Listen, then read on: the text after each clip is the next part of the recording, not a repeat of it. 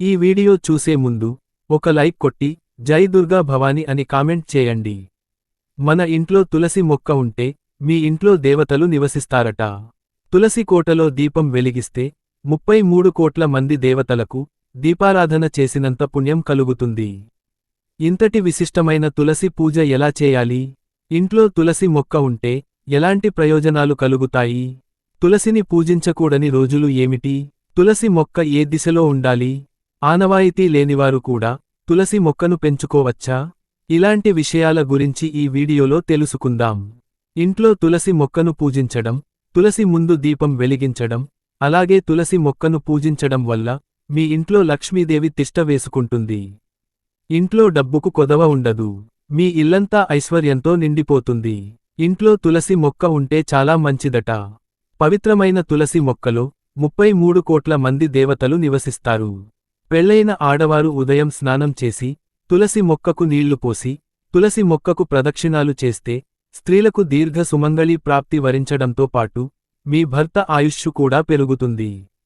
తులసి కోట ముందు దీపం వెలిగిస్తే విపరీతమైన ధనలాభం చేకూరుతుంది.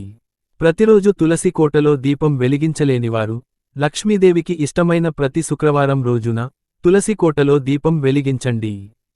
తులసి కోటలో దీపం వెలిగించేవారు తప్పనిసరిగా కొన్ని నియమాలు పాటించాలి. లేకపోతే విపరీతమైన నష్టాలు జరుగుతాయి. తులసి కోటలో దీపం వెలిగించేవారు ఆవు నెయ్యితో దీపం వెలిగిస్తే చాలా మంచిది. నెయ్యి దీపం వెలిగించడం వల్ల మీ కుటుంబమంతా అష్టైశ్వర్యాలతో జీవిస్తారు. తులసి కోటలో దీపం వెలిగించేవారు సాయంత్రం సమయంలో వెలిగిస్తే ఇంకా మంచిది. ఉదయం వెలిగించే దీపానికన్నా సాయంత్రం వెలిగించే దీపానికే రెట్టింపు పుణ్యఫలితం లభిస్తుంది. కాబట్టి సాయంత్రం తులసి ముందు దీపం వెలిగిస్తే ఎన్నడూ చూడని సంతోషాలు వరిస్తాయట. మనం తెలిసి తెలియక ఎన్ని పాపాలు చేసినా తులసి కోటలో దీపారాధన చేస్తే సర్వపాపాలన్నీ తొలగిపోయి మోక్షం లభిస్తుందట. చనిపోయిన తర్వాత నేరుగా స్వర్గానికి చేరతారట. కాబట్టి మనిషి చనిపోయిన తర్వాత కూడా నోటిలో తులసి ఆకులను పెడతారు. విపరీతమైన డబ్బు సమస్యలతో ఇబ్బంది పడేవారు తులసి ముందు పిండి దీపం వెలిగిస్తే ఆర్థిక సమస్యలన్నీ తొలగిపోతాయి. బియ్యపిండిలో కొన్ని పాలు పోసి ఒక పిండి దీపాన్ని తయారు చేసుకొని తులసి ముందు దీపం వెలిగిస్తే లక్ష్మీదేవి ఎంతో సంతోషించి మీ ఇంటిపై కనక వర్షాన్ని కురిపిస్తుంది. ప్రతి ఆదివారం రోజున శ్రీ మహావిష్ణువు కోసం తులసమ్మ ఉపవాసం ఉంటుంది. కాబట్టి ప్రతి ఆదివారం నాడు తులసి కోటలో దీపం వెలిగించకూడదు. కనీసం తులసిని ముట్టుకోకూడదు. ఆదివారం తులసి మొక్కకు నీరు పోసినా తులసి ముందు దీపం వెలిగించినా తులసి మాత ఉపవాసం విరమించుకుంటుందట. కాబట్టి ఇలాంటి తప్పులు చేయకండి. అలాగే ఏకాదశి రోజున తులసి ఆకులను తుంచకూడదు.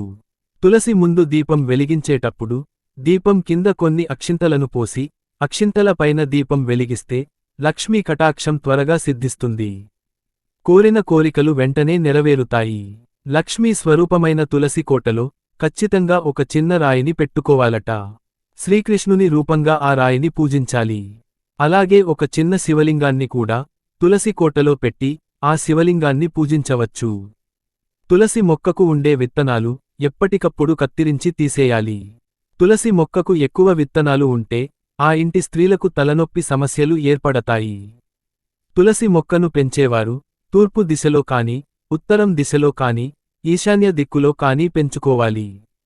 ప్రతి శనివారం రోజున తులసి దళాలతో వెంకటేశ్వర స్వామిని పూజిస్తే మీ జీవితంలో ఉన్న కష్టాలన్నీ తొలగిపోతాయి. ఒక్కోసారి ఉన్నట్టుండి తులసి మొక్క వాడిపోతుంది. ఇలా జరిగితే మాత్రం మీ ఇంట్లో దుష్టశక్తులు ఉన్నాయని అర్థం చేసుకోవాలి. మీ కుటుంబానికి ఏదో సమస్య రాబోతుందని అర్థం. పూజలో ఉపయోగించే తులసి దళాలను కోయాలంటే మగవారు మాత్రమే కోయాలి. వివాహమైన ఆడవారు పొరపాటున కూడా తులసి దళాలను కోయకూడదు. పూర్వీకుల నుండి ఆనవాయితీ లేకపోయినా సరే తులసి మొక్కను పూజించవచ్చు. తులసి కోటలో దీపం వెలిగించేవారు ఎప్పుడు పడితే అప్పుడు దీపం పెట్టకూడదు. ఉదయం పూట సూర్యుడు రాకముందే తులసి ముందు దీపం వెలిగించాలి. ఉదయం దీపం వెలిగించలేనివారు సాయంత్రం సూర్యుడు అస్తమించిన తర్వాత తులసి కోటలో దీపం వెలిగించాలి. తులసిని పూజించడానికి ఎలాంటి పట్టింపులు ఉండవు. ఇక సైన్స్ ప్రకారం చూసుకుంటే తులసి కోట ముందు దీపం వెలిగించినప్పుడు దీపం నుండి వచ్చే వేడి ఆ తులసి ఆకులకు తగులుతుందట. ఆ వేడికి తులసి ఆకుల నుంచి కొన్ని ఆయుర్వేదిక ఔషధాలు బయటకు వస్తాయి. వాటిని మనం పీల్చడం వల్ల మన ఆరోగ్యానికి చాలా మంచి జరుగుతుంది. ఈ విధంగా తులసిని క్రమం తప్పకుండా పూజిస్తే మీ ఇంట్లోకి లక్ష్మీదేవి అడుగుపెడుతుంది, ఇంటి పేదరికం తొలగిపోతుంది.